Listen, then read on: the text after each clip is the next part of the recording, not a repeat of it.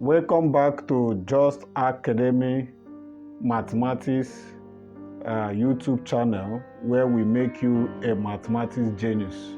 Today we have a very interesting equation to solve, and I want you to follow this class to the end, because towards the ending I'm going to show you something very important that most people will not remember to confirm.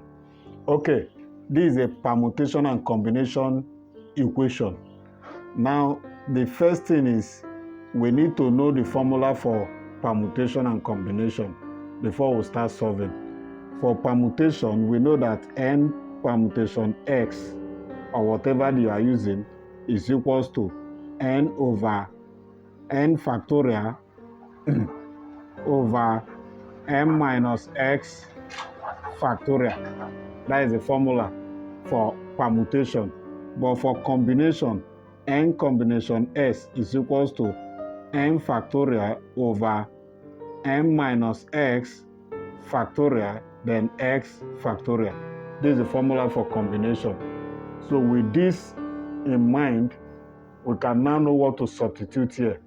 So let's rewrite this, that n permutation 5 divided by n combination 3 is equals to what? 12. Remember this, the formula we're putting here now. So n permutation 5 means what?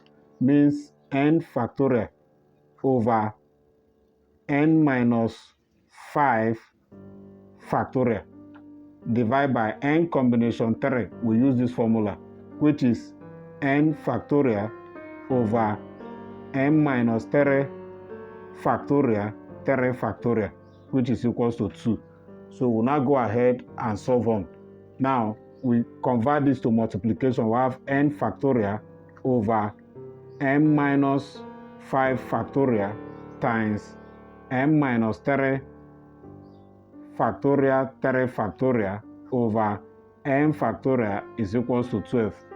Now, before we start, we cancel out. There is something I want to explain to you. In this, only n factorial means n brackets. I'm not stating it, I'll just say it. Means n bracket n minus 1, bracket n minus 2, bracket n minus 3, and so on. So it keep going. So even this n minus 3 factorial now means n minus 3 bracket n minus 4 bracket n minus 5, and so on. So what that means is that n factorial over n minus 5 factorial. Since I have n minus 5 factorial, I can simplify this n minus 3 factorial further as n minus 3 times n minus 4 times n minus 5 to infinity. But I can stop by just putting factorial. I can proceed on. Well, since I have n minus 5 factorial here, there is no need continuing. So what is n 3 factorial? 3 factorial actually means 3 times 2 times 1. That is 3 factorial over n factorial is equals to what? 12. So it's time to cancel out. Watch now. N factorial go with n factorial. n minus 5 factorial go with n minus 5 factorial. So the factorial is out.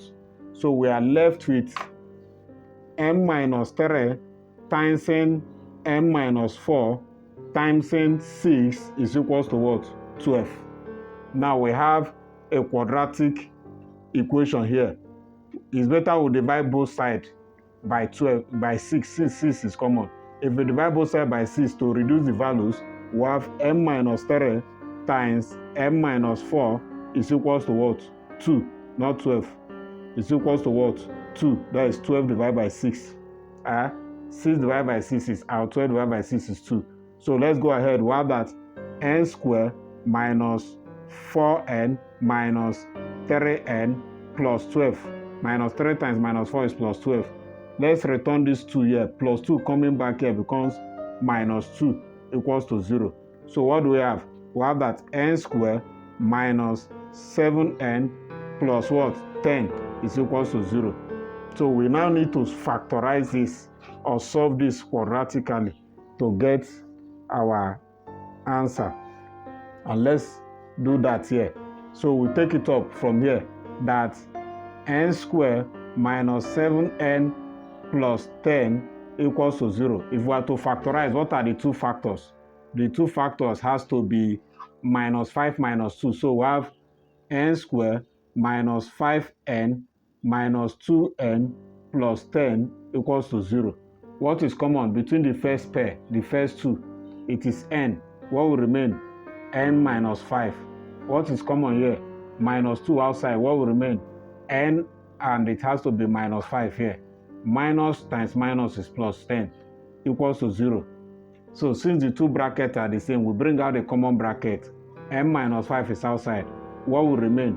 It will remain n minus 2 is equals to 0. This means that n minus 5 is equals to 0.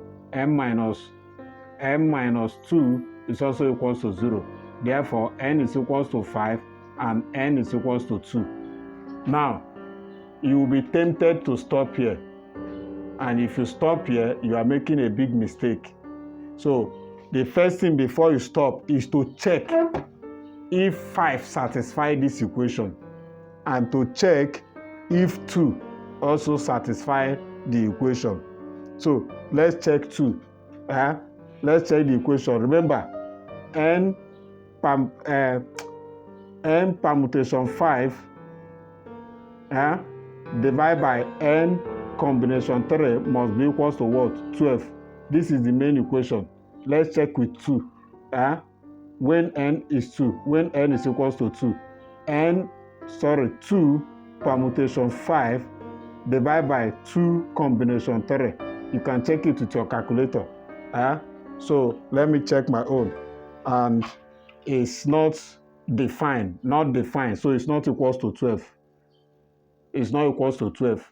That means n equals to 2 is not defining this equation, because this function now is undefined.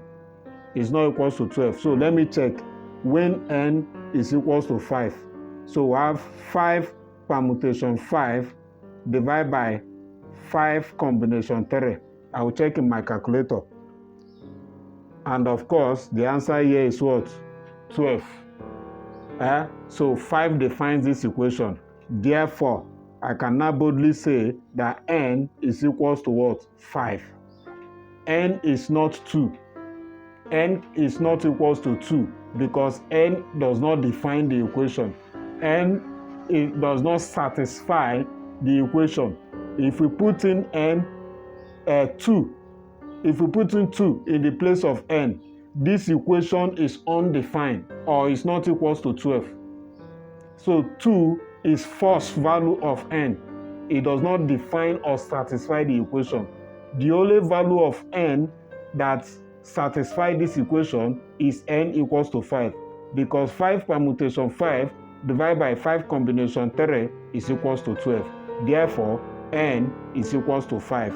So the lesson today is that don't be in haste to stop somewhere here. Always check your solution to be sure that the two values satisfy the equation, or to ascertain with the value that actually satisfy the equation. I believe you have learned something from this. Make sure you subscribe if you have not subscribed, and share this video now. Thank you. See you in our next class.